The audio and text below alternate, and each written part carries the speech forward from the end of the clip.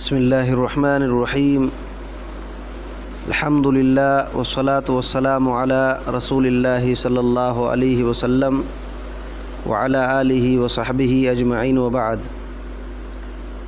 کل کے درس میں ایک حدیث آئی تھی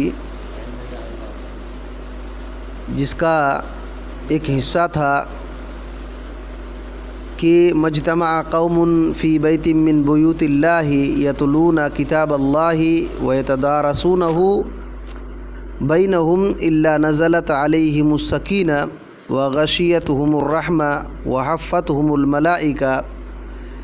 یہ حدیث پوری آئی تھی کہ اللہ رب العالمین کے کسی گھر میں کوئی قوم جمع ہوتی ہے اور اللہ رب العالمین کی کتاب کی تلاوت کرتے ہیں اور پڑھتے پڑھاتے ہیں، تو پھر اس کا فائدہ کیا ہوتا ہے کہ ایسے لوگوں پر سکینت نازل ہوتی ہے، رحمت ان کو گھیر لیتی ہیں اور فرشتے ڈھانپ لیتے ہیں، اور اللہ رب العالمین ایسے فرشتوں میں ذکر کرتا ہے جو فرشتے ان کے پاس ہیں۔ اور یہ بات آئی تھی، میں نے کہا تھا کہ اس کے تعلق سے کچھ باتیں میں بتاؤں گا۔ دیکھیے، اس میں تو یہ ہے سب سے پہلی بات کہ مسجد کی فضیلت معلوم ہوتی ہے۔ دوسری جگہوں پر کسی گھر میں اگر پورے لوگ بیٹھ جائیں اور قرآن مجید کی تلاوت کریں، پڑھیں پڑھائیں تو ثواب ہوگا، ثواب تو ہوگا، لیکن یہ فضیلت جو اس حدیث میں ذکر ہے یہ فضیلت نہیں حاصل ہوگی۔ یہ صرف مسجد ہی میں پڑھنے پڑھانے سے یہ فضیلت حاصل ہوگی کہ فرشتے ڈھانپیں گے، اللہ کی رحمت گھیر لے گی اور پھر سکینت نازل ہوگی۔ تو اسی وجہ سے دیکھیے، مسجد کا ایک بہت بڑا کام اللہ رب العالمین کے قرآن مجید کی تلاوت کرنا، سیکھنا سکھانا ہے۔ مسجد میں یاد رکھیے، تجارت کی باتیں ہرگز نہیں کرنی چاہیے، جائز نہیں ہے۔ تجارت کی باتیں کرنا، بزنس کی باتیں کرنا کہ یہ سامان میں لیا، وہ خریدنا بیچنا، یہ جائز نہیں مسجد کے اندر۔ اسی طریقے سے مسجدوں میں گم ہو گئی چیز، اس کا اعلان کرنا مسجد میں جائز نہیں ہے۔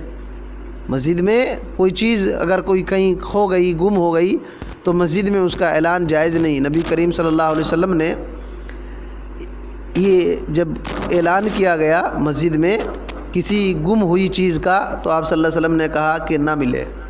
تو مسجد میں ہرگز تجارت وغیرہ بزنس کی باتیں نہیں کرنی چاہیے، یہ جائز نہیں ہے۔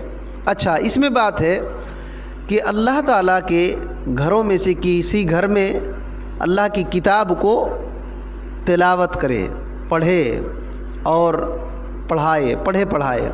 یہ تلاوت جو ہے یہ کیا ہے؟ یاد رکھیے، تلاوت کی 3 قسمیں ہیں۔ تلاوت کی 3 قسمیں ہیں، اس کو اچھی طرح سے سمجھ لیجئے۔ ایک ہے تلاوت اللفظ، اور دوسرا ہے تلاوت المعنی، اور تیسرا ہے تلاوت العمل۔ یعنی لفظ کی تلاوت کرنا، معنی کی تلاوت کرنا اور عملی تلاوت، یہ 3 تلاوت کی قسمیں ہیں۔ شیخ صالح عثیمین رحمۃ اللہ علیہ نے ریاض الصالحین کی شرح کے اندر ان سب باتوں کو بیان کیا ہے۔ یہ الفاظ کا تلاوت کرنا تو یہ معروف ہے کہ آدمی قرآن مجید سے صفحہ کھولے اور پھر تلاوت کرے۔ اس کی 2 شکل ہو سکتی ہے، مسجد میں کیسے پڑھنا پڑھانا کہ مجلس بیٹھی ہوئی ہے اور ایک بندہ قرآن مجید کا 1 صفحہ پڑھ رہا ہے، 2 صفحہ پڑھ رہا ہے، اور پھر جو بیٹھے ہوئے ہیں وہ لوگ اسی صفحے کو پڑھ رہے ہیں، سیکھ رہے ہیں۔ یہ ایک صورت ہے۔ دوسری شکل یہ ہے کہ ایک بندہ 1 صفحہ پڑھ رہا ہے اور دوسرا بندہ دوسرے صفحہ کو پڑھ رہا ہے، پھر تیسرا آدمی تیسرے صفحہ کو پڑھ رہا ہے، اس طریقے سے پڑھ رہے ہیں۔ تو یہ 2 شکل ہو سکتی ہے پڑھنے پڑھانے میں، سیکھنے سکھانے میں۔ اور کوئی بندہ اکیلے پڑھتا ہے تو اس کا الگ ثواب ہے، لیکن مسئلہ یہ ہے کہ کوئی قوم بیٹھی ہوئی ہے، کوئی قوم بیٹھی ہوئی ہے، کچھ لوگ بیٹھ کر کے اللہ رب العالمین کی کتاب کی تلاوت کر رہے ہیں، تو اس کا اجر اور ثواب کیا ہے کہ فرشتے ان کو گھیر لیتے ہیں اور سکینت اطمینان نازل ہوتی ہے اور اللہ کی رحمت ایسے لوگوں پر اترتی ہے۔ اللہ تعالیٰ اپنے پاس جو فرشتے ہیں ان فرشتوں کے سامنے ان ایسے لوگوں کا تذکرہ کرتا ہے۔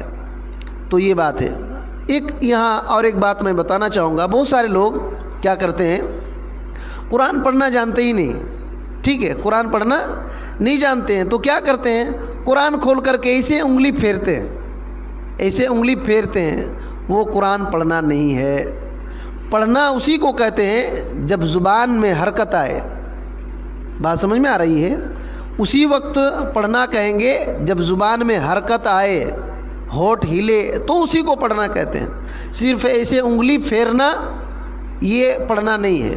اسی وجہ سے نماز میں اگر کوئی بندہ خاموش ہے اور دل میں نماز میں سورہ فاتحہ پڑھ رہا ہے تو اس کا سورہ فاتحہ پڑھنا نہیں ہے، اس کا سورہ فاتحہ پڑھنا نہیں ہے، بلکہ زبان کی حرکت ہونی چاہیے اور ہونٹ ہلنا چاہیے، تبھی وہ پڑھنا ہوگا۔ ورنہ ایک بندہ نماز پڑھ رہا ہے، بہت سارے لوگ ایسا کرتے ہیں، نماز میں پڑھ رہے ہیں اور خاموش ہے، زبان بھی نہیں ہلا رہا ہے، دل میں سورہ فاتحہ پڑھ رہا ہے، کچھ زبان ہلا نہیں رہا ہے، چپ چاپ ایسے ہے، سوچ رہا ہے، اس کو پڑھنا نہیں کہتے ہیں، یاد کر رکھیے، اس کو خیال کہتے ہیں، پڑھنا نہیں ہے وہ۔ بہرحال یہ چیز غلط ہے کہ آدمی پڑھنا نہیں جانتا ہے تو انگلی پھیر رہا ہے قرآن پر اور سمجھ رہا ہے کہ مجھ کو ثواب مل جائے گا، ایسی بات نہیں ہے۔ اسی طریقے سے ایک بات یہ ہے کہ تلاوت بالمعنی، تلاوت المعنی، معنی کی تلاوت کیا ہے؟ معنی کی تلاوت بولے تو یہی قرآن مجید کا بہت بڑا مقصد ہے، اللہ رب العالمین کے کلام کو پڑھنا اور اس کے معنی مطلب کو سمجھنا، معنی مطلب کو سمجھنا۔ سلف صالحین صحابہ اکرام 10 آیتیں پڑھتے تھے اور اس کے اندر جو معنی ہے، علم ہے، اس کو سیکھتے تھے اور پھر عمل کرتے تھے، پھر آگے بڑھتے تھے۔ بہت سارے صحابہ اکرام، خاص طور پر حضرت عمر رضی اللہ تعالیٰ عنہ ایسا کرتے تھے۔ تو یہ مسئلہ ہے۔ اور ایک ہے تلاوت العمل، تلاوت العمل، یہ قرآن مجید کا بہت تلاوت العمل۔ تلاوت العمل کا مطلب کیا ہے کہ قرآن مجید پڑھتے پڑھتے اللہ رب العالمین جو خبر بتلا رہا ہے اس کی تصدیق کرنا، اس کی تصدیق کرنا۔ جیسے پڑھتے پڑھتے گزشتہ قوموں کی حالات ہے، موسیٰ علیہ السلام، نوح علیہ السلام کا ذکر ہے، یا تو جنت کا ذکر ہے، جہنم کا ذکر ہے، اس کو تصدیق۔ زکوٰۃ کا ذکر آیا، زکوٰۃ کا نصاب ہے، زکوٰۃ ادا کرنا۔ اور اسی طریقے سے تیسری بات یہ ہے تلاوت العمل میں کہ پڑھتے پڑھتے جہاں جس چیز سے اللہ تعالیٰ نے منع کیا ہے اس سے رک جانا۔ سود سے منع کیا، قرآن مجید کی آیت آ جائی، فوراً سود کو چھوڑ چھاڑ دینا، گناہوں کو چھوڑ دینا۔ تو یہ بات ہے تلاوت العمل۔ تلاوت العمل میں پہلے جو کچھ اللہ تعالیٰ نے بتلایا اس کی تصدیق کرنا، سچ سمجھنا، جن چیزوں کا حکم دیا اس کو کرنا، جن چیزوں سے روکا ہے اس سے رک جانا، یہ تلاوت العمل میں ہے۔ اچھا، سکینت کیا ہے؟ اللہ تعالیٰ سکینت نازل کرتا ہے، کہاں نازل کرتا ہے؟ شیخ صالح عثیمین رحمۃ اللہ علیہ فرماتے ہیں کہ یہ جو تلاوت کر رہے ہیں ان پر سکینت نازل ہوتی ہے، ان کے دلوں میں سکینت نازل ہوتی ہے، اطمینان، ان کے دلوں میں اطمینان نازل ہوتی ہے۔ جو کچھ بھی قرآن مجید اب پڑھتے ہیں اس میں شک پیدا نہیں ہوتا ہے، اس میں شک پیدا نہیں ہوتا، اور ان کے دل پریشان نہیں ہوتے ہیں بلکہ ان کے دل اطمینان ہو جاتے ہیں۔ اسی وجہ سے آپ کتنوں پریشان ہیں، اخلاص کے ساتھ بیٹھ کر کے قرآن مجید پڑھیے، یقین مانیے کہ آپ کا دل اطمینان ہو جائے گا، آپ کا دل اطمینان ہو جائے گا۔ یہ بارہا تجربہ ہے، بہت بار میں بھی تجربہ کر کے دیکھا ہوں کہ جب پریشانی ہوگی تو قرآن مجید کھولیے اور بالکل آپ دھیان لگا کر کے اخلاص کے ساتھ پڑھیے، آپ کی پریشانی دور ہو جائے گی۔ یقین کے ساتھ پڑھیے تو پریشانی دور ہو جائے گی۔ اسی وجہ سے اللہ رب العالمین نے فرمایا قرآن مجید میں، هو الذی انزل السکینۃ فی قلوب المؤمنین وہی اللہ ہے جس نے مومنوں کے دلوں میں اطمینان نازل کیا ہے. دیکھیے مومن کے دلوں میں اطمینان نازل کیا. کیوں؟ لیزدادوا ایمانا مع ایمانہم، تاکہ ان کا جو پہلے ایمان ہے ایمان پر ایمان اور بڑھ جائے، ایمان پر ایمان اور بڑھ جائے. تو جب ایسے لوگ مسجدوں میں بیٹھ کر کے اللہ تعالیٰ کے قرآن کی تلاوت کرتے ہیں، پڑھتے پڑھاتے ہیں، تو ان کے دلوں میں سکونت اطمینان نازل ہوتا ہے اور ان کے ایمان بڑھتا ہے. اچھا، فرشتوں کے گھیرنے کا مطلب کیا ہے؟ فرشتے گھیرتے ہیں، فرشتے گھیر لیتے ہیں. اس میں ایک بات یہ ہے کہ گھیر کر کے فرشتے یہ جو پڑھتے ہیں پڑھاتے ہیں اس کو سنتے ہیں اور یہ گواہ بنتے ہیں.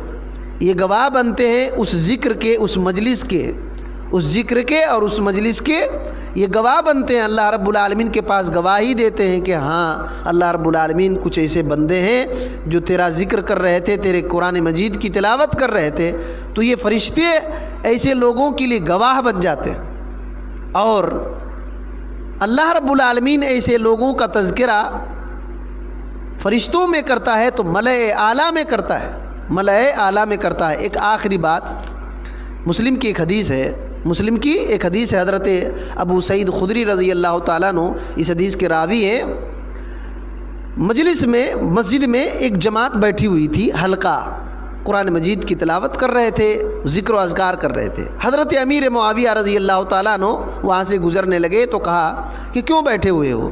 تو ان لوگوں نے کہا کہ اللہ رب العالمین کا ذکر کر رہے ہیں.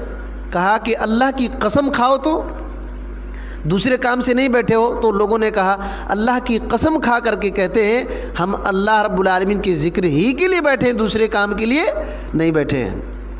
حضرت معاویہ رضی اللہ تعالیٰ عنہ نے کہا کہ میں تم لوگوں کو جو قسمیں کھانے کے لیے کہا تم پر تہمت نہیں لگایا، بلکہ بات یہ ہے کہ ایک دن محمد الرسول اللہ صلی اللہ علیہ وسلم مسجد میں آئے تو آپ صلی اللہ علیہ وسلم کے ساتھی مسجد میں حلقہ بنا کر کے بیٹھے ہوئے تھے.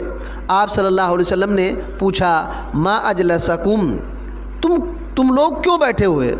تو لوگ نذکر اللہ، ہم اللہ تعالیٰ کا ذکر کر رہے ہیں، نحمدہ علی ما ہدانا للاسلام، اور اللہ رب العالمین نے جو ہم کو اسلام کی ہدایت دیا، رہنمائی کیا، اس پر اللہ کی تعریف بیان کر رہے ہیں. اللہ اکبر. دیکھیے آج ہم کو اللہ تعالیٰ نے اسلام کی دولت دیا، اللہ رب العالمین کی تعریف بیان کرنی چاہیے.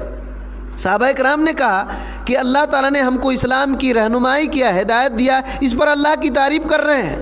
وَمَنَّ بِهِ عَلَيْنَا، اسلام کے ذریعے سے اللہ رب العالمین نے ہم پر احسان کیا ہے، اس احسان کی وجہ سے اللہ تعالیٰ کی حمد بیان کر رہے ہیں. اللہ کے نبی صلی اللہ علیہ وسلم نے کہا قسم کھاؤ، اللہ کی قسم تم لوگ اسی وجہ سے بیٹھے ہو، دوسرے کام کے لیے نہیں. تو صحابہ کرام نے کہا اللہ کی قسم ہم لوگ دوسرے کام کے لیے نہیں بیٹھے ہیں. یہ بات سن کر نبی کریم صلی اللہ علیہ وسلم نے فرمایا کہ دیکھو میں تم لوگوں کو قسمیں تم پر تہمت لگانے کے لیے نہیں کیا، بلکہ مسئلہ یہ ہے لکنہ اتانی جبریل، بلکہ میرے پاس جبریل امین آئے.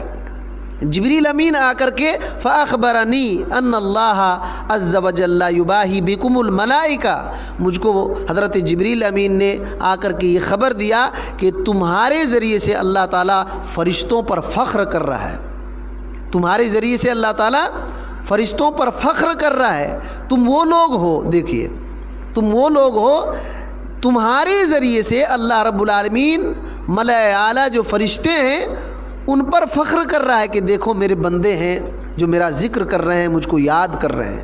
اللہ اکبر. یہ اتنی بڑی فضیلت ہے کہ اللہ تعالیٰ کے کسی گھر میں آدمی بیٹھے اور ذکر و اذکار کرے اور قرآن مجید سیکھے سکھائے تو اتنی بڑی فضیلت اس کو حاصل ہوگی. تو اسی وجہ سے دیکھیے اللہ رب العالمین کے گھر کو اسی طرح آباد کیا جاتا ہے، اللہ کی عبادت کی جائے، اس میں اللہ رب العالمین کے قرآن کو پڑھا جائے اور سیکھا جائے، سکھایا جائے، تب یہ فضیلت حاصل ہوگی. اور دنیا کی کسی بھی جگہ پر بیٹھ کر کے یہ چیز یہ فضیلت حاصل نہیں ہو سکتی ہے، ثواب ہوگا لیکن یہ جو فضیلتیں ہیں یہ فضیلت دوسری جگہ پر نہیں مل سکتی ہے۔ اللہ رب العالمین سے دعا ہے کہ اللہ تعالی ہمیں ان باتوں کو صحیح طور پر سمجھنے کی توفیق دے اور اس پر عمل کرنے کی توفیق دے، مسجد کے جو حقوق ہیں اس کو سمجھ کر ادا کرنے کی توفیق دے، آمین۔ السلام علیکم ورحمۃ اللہ وبرکاتہ۔